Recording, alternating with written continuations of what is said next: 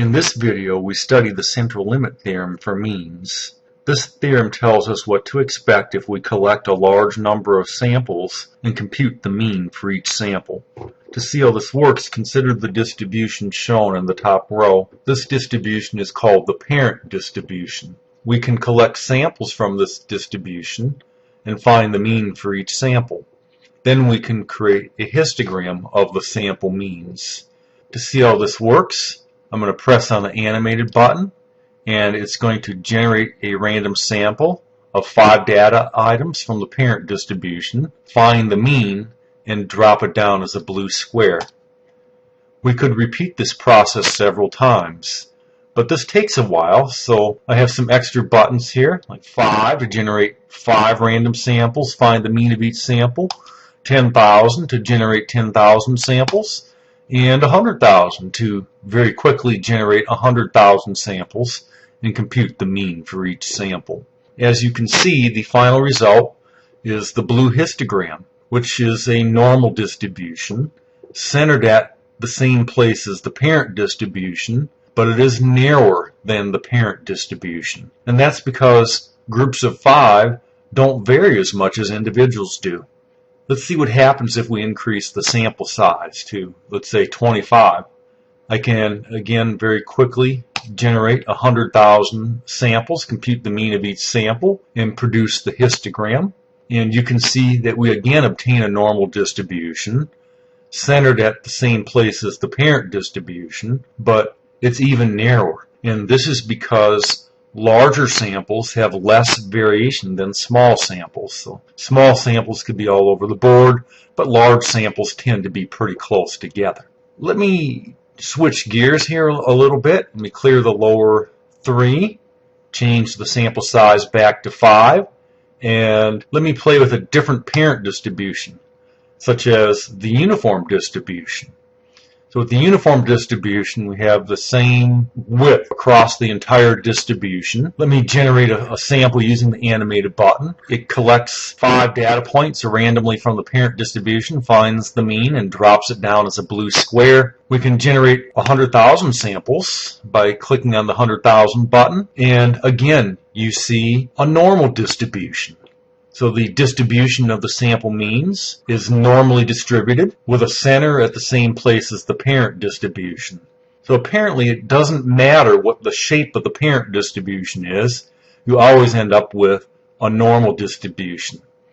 Let me increase the sample size to 25 and again generate 100,000 samples, and we see the same pattern. So if we increase the sample size, we get a normal distribution, but it's a little bit narrower than it was before. Let me take one last try at this and just draw any distribution that I want. Let me generate 100,000 samples, find the mean for each sample, and plot the distribution of sample means. And again, we end up with a normal distribution. So we're now ready to pull this all together into something called the central limit theorem for means. The central limit theorem for means states that if you have a large collection of sample means, they will have a normal distribution with a mean mu, where mu is the true population mean, and a standard deviation sigma divided by the square root of n, where sigma is the true population standard deviation, and n is the sample size. And as you can see, if we have a large sample size in the denominator, this is going to make the standard deviation small.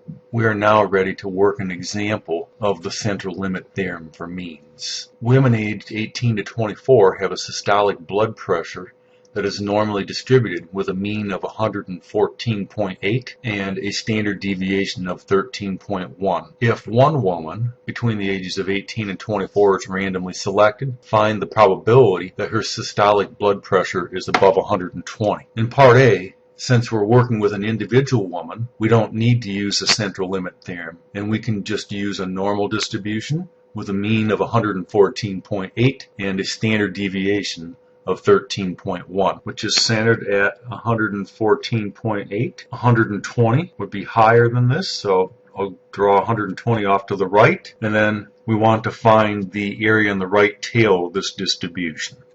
Open up the normal distribution calculator, enter the mean,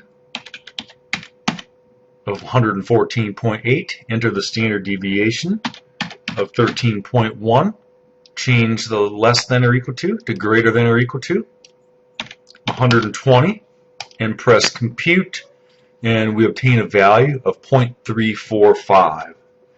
So this means that about 34.5% of women have a blood pressure above 120.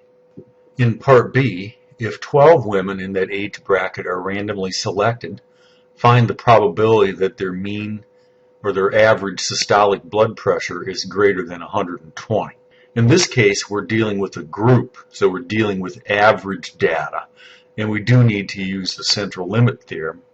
The central limit theorem states that the means will be normally distributed with a mean mu equal to 114.8 and a standard deviation of sigma divided by the square root of n, where sigma is the population standard deviation of 13.1 and n is the sample size of 12. Put these numbers into your calculator and you obtain 3.781644.